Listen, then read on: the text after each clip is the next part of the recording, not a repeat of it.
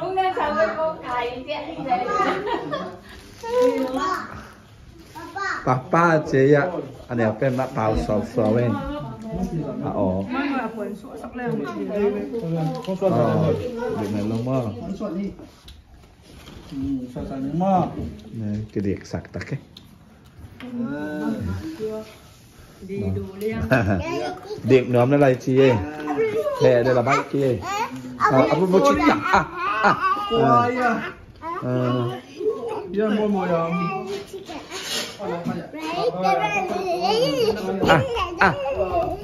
dạ tôi đi khe rồi vác cái ta cái tuột liền